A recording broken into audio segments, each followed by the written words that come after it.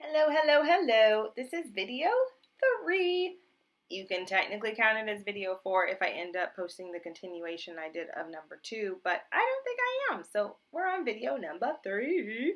And now I want to talk to you about actually getting started. So you've gotten through Mach 1, Mach 2, Mach 3, and you are hired. You got your email that says you are in. Woohoo! Congratulations to you. You did it. High five. You are a rock star. Welcome to the team. All right, so now let's talk about getting started and how to get started without becoming a complete and total maniac. I did become a little bit of a maniac. I was freaked out. I was freaked out. The teaching portal, and then there's workshops, and then there's certifications, and there's all these things that are coming at you now that nobody told you had to do. Oh, breathe. You're good. It's all good. We're fine.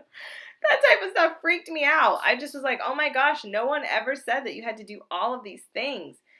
So what happens after you find out you get hired is they want you to go ahead and post your picture, and they want you to post a video. For me, I just did something really cute and sweet, and I think I recorded it on here on my phone. I was like, hi, I'm teacher Franny. Welcome to my classroom. And that's all I did. That was my intro video because they want it like 24, 48, or 72 hours after you get hired. And for me, that was like, okay. I just felt like super rushed. I just felt really overwhelmed by that. And I was also moving at the time, so I just was like, this is a lot. So I remember like I got an email saying that I should have turned it in and that they were waiting for it. And I was like in bed, and I like jumped up out of bed to like take my picture and send in a quick video to them. I will never forget that. So just anticipate that. I wouldn't worry too much about it at this point. It can be changed, but it's just so they can get your profile set up. So that's kind of what happens after you get past through Mach 3 and you get your email that you have been approved, and you get a contract that says your base rate and everything you can anticipate. You sign it, and then you'll be able to get into the system, start looking around. So when you get into the system, you're going to see how you can start opening up your schedule. You're going to have access to workshops, and the biggest thing is you're going to see certifications.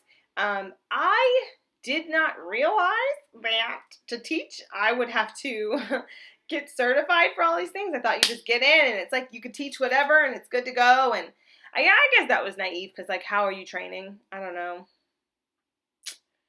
Yeah. Anyway, so I don't even remember when I came in what certifications I had. I think I might have came in with level 2 as my only certification. And it wasn't even interactive level 2. Interactive level 2 is there's more for the student to do, and it's more vibrant. It's more interactive, and that was something that was published later after me getting brought on board. So I had to go back in and get that certification. And so you're going to be like, oh, I'm ready to teach, but I can't get booked, or I don't have any certifications, or I don't have to do that. So you're going to have to take some time to do the certifications, and that process is like you going on video and teaching the class, kind of like you did for Mach 1, Mach 2, and Mach 3. A mentor looks at it, either approves it or doesn't approve it, and once you get approved, you get the certification, and now people can start booking you for those class types. That's important for getting started, because if you don't have any certifications, then well, you don't get booked. And I just didn't know that, so I'm going to say that to you because I think that that's something important to add. But I will also say, get certified for what you think you'll be good at. Like, what's your niche? Like, I learned that my niche is really level 2s, and then my niche is also level 1, which is pre-VIP, which wasn't even available to me as a certification when I first started. It was just level 2, level 3, level 4, level 2 and level 3 were all that were available when I first started. And so I went ahead and got those, and to this day, I book level 2 the most. Level 2 is the highest booking, that and pre-VIP kit. I think those two are the highest bookings. So it worked out for me. But I will also say I'm certified for everything up to level 5. I have level 6. I just have chosen not to do it at this time because I did not find an increase in bookings based on certifications. For me and for other people that I've researched and looked at, they said that they didn't feel that happened to them either. I'm not booking more because I'm certified for any of those things. So I would say take your time and get really good at the thing that you think you're going to be best at. So if you think you're better at the lower levels, levels 1, 2, 3, get really great at understanding that curriculum and teaching those students. If you think you're better at 4, 5, and 6, get really specify your training on those curriculums. I would say get really good at one and master it before you try to get certified for them all, because it's like you're going at all of them with just a little bit of knowledge. If I could go back in time, and I heard other teachers say this too, I would have just focused on what I had. I mean, I really don't even get booked that much with anything above level 3. And so I wish I would have spent more time just focusing on level 2 and level 3, because that was my niche, and that's still my niche now. I book level 2, pre-IV, pre-VIP kid, and level 3 the most. I have trinkets of level 4 and level 5, and I chose not to go for level 6. I chose not to go for level 6 is because I know I'm stronger with the lower levels, and I had to think about it when I was actually signing up for the certification. I was like, does this benefit you to have? And secondly, would you be the best teacher for this level? And when I weighed the two options against myself, I was like, no, you don't need this right now. Like, I know my niche. I know where I'm good at. I stay booked with those kids, and that's where I'm going to keep my focus. When I isolate myself into a focus, I tend to be more successful. So that worked out for me, and that's what I would recommend for you too. Then I would also say you're just now getting started, so you got to go through certifications and a little bit of training. You're going to need to focus on getting a nice picture of yourself, preferably smiling. If you've got something that you want to make specific to you, for instance, I wear headbands. That's what I started doing. I did not do that from day one. It's something that I realized because I started the process one way, and then after you start teaching for a minute, you start getting a vibe. And I was like, you know what? I need something that's like going to separate me and like make me distinctive to my students. And for me, it became, oh, you're going to wear little headbands. That's something that I thought was a cute way for my kids to be like, oh, the teacher who wears the crazy headbands. So I just have a bunch of them, and I just like, they love them. I even have a reward where I'm like, oh, every time you do a good job, you get to see a new headband. So that became my personal thing. And so, but I just now took a new picture where I actually have my headbands on.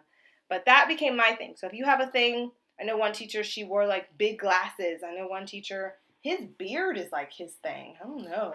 They call him the bearded teacher. I read that somewhere on Facebook, so that's a thing.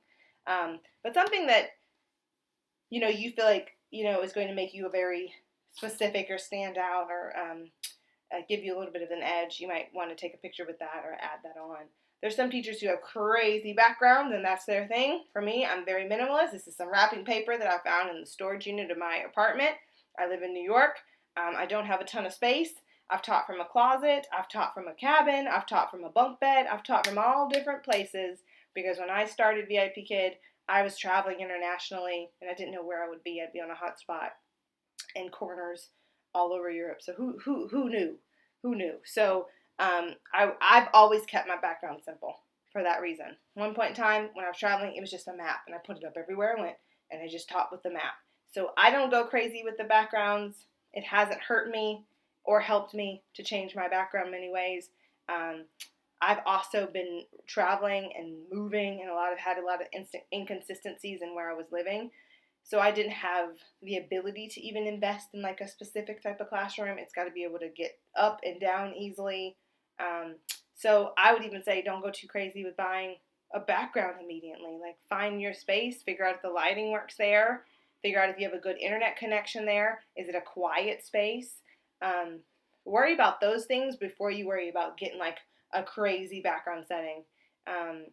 At one point I had a painting behind me that worked well, but then there was one parent who didn't like it. So it's like, you don't want anything too distracting, but you also want something that, like when I'm teaching, you can't even see the outer edges. It's so zoomed in that you only see my name, a little bit of the letters, and what's behind me.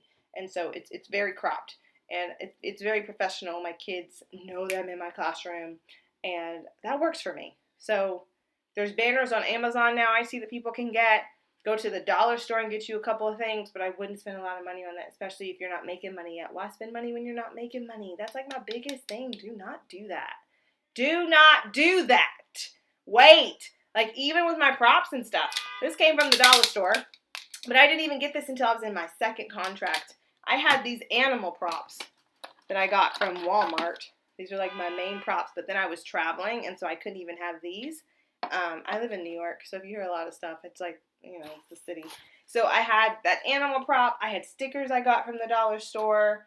I had what did I have? Like, I didn't even have anything basically but these little cutout props when I was starting because I was traveling and I just couldn't have a lot of props. So my rewards became things I could do on like a whiteboard. Like I would get my markers and I would draw a flower and I would have them, when they did a good job, I would let them color in one of the petals. Like that was my reward.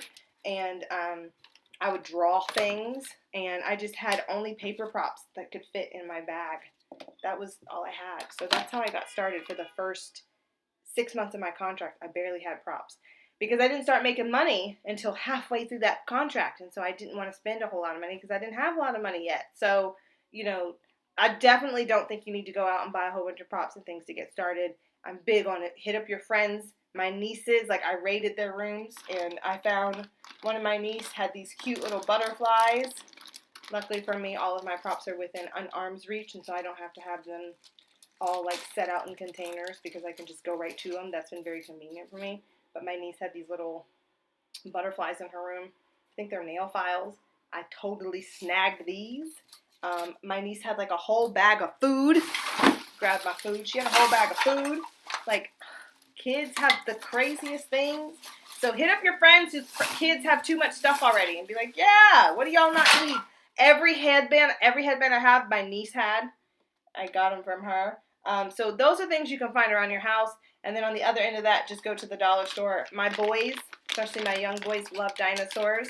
And I got these for $1 at the dollar store. So don't spend a lot of money on props either. I am a minimalist teacher. I teach with very few props. I use my hands a lot. I do a lot with my hands, and I make a lot of TPR movements, which is total physical response. That, my smile, I sing a lot. Like I'll be like, I am sad, I am happy. I do things like that instead of having a bunch of other things. I move a lot. I'm an actor. I just don't want to buy that much stuff. So I'm not big on having tons of props. I do have a little section, but I have like literally three bins that are very well organized because there's not too much in them. So I would say keep things minimal.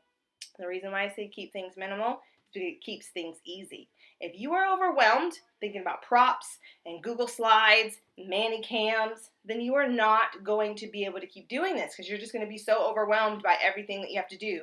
I had someone message me and she's like, I got people telling me I need a Manicam, I need to sign up for Google Slides, I need to do this, I need to do that, and she hadn't even taught her first class. It's like none of us were doing that for our first class.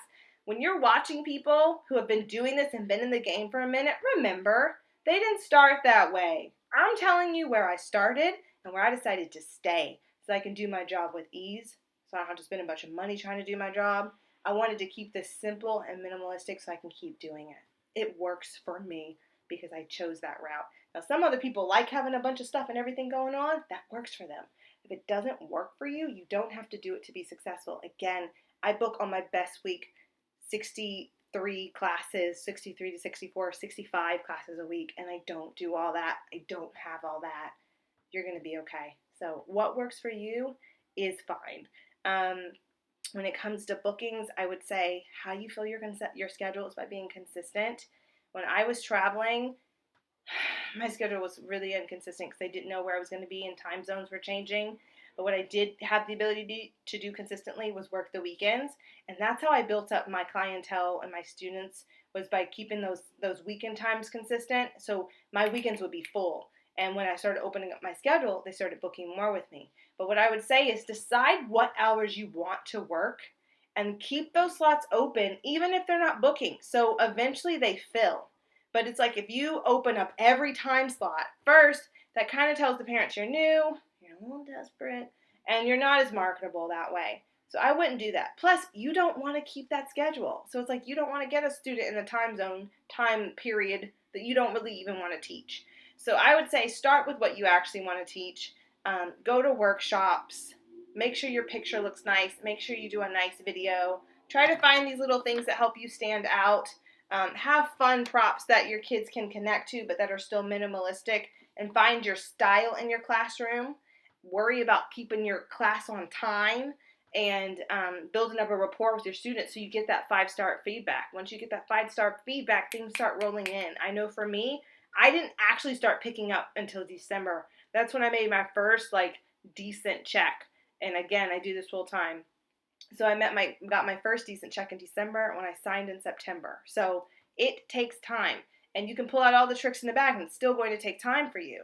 So it's like focus on what you can, which is being the best teacher you can be. Because if you're a great teacher, they're going to book you again and again and again. You're going to end up getting regulars, and then those slots will still slowly start to fill. And that's what happens. I have regulars, but I still meet a lot of new students. And even when I add extra hours to my schedule, that's a chance where I'm meeting these new students. And it's like, then they choose to come, and now those students are booking 4 to 5 classes a week. So that's something that I would say is keep your schedule consistent and give really great feedback. Slip them notes about how much you care about them. Be honest with them about how they can improve and how you can help them. I think that also really helped me stand out in the beginning, was just giving really stellar, genuine feedback to my students and their parents. And next, I would just say make sure that you prepare yourself adequately for your classes. Be prepared. And when you get prepared, you feel more confident. And so right now you're a little bit freaked out about just teaching that first class.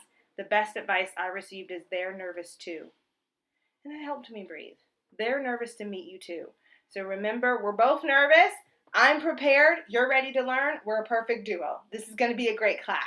If you're prepared, you just naturally will feel more confident and have more of an ease. And by preparation, I mean go through the lesson the night before, look at your student bio to see who you're signing up to work with, what that student specifically needs, what props would help you enhance the lesson, or if you don't want to use props, how you want to incorporate your whiteboard or other teaching tools. You want to try to have just like 2 different teaching tools to help enhance the lesson. And just pace yourself so that you can make sure you finish the lesson on time. You're just now getting started. Focus on getting in and out of that classroom between 25 to 27 minutes, and focus on building rapport with your student and starting to find your style. That's the best way to be successful, okay? So props, Manicam, all these extra things, that can take a back seat while you figure out who you are in this platform, okay? This is video 3.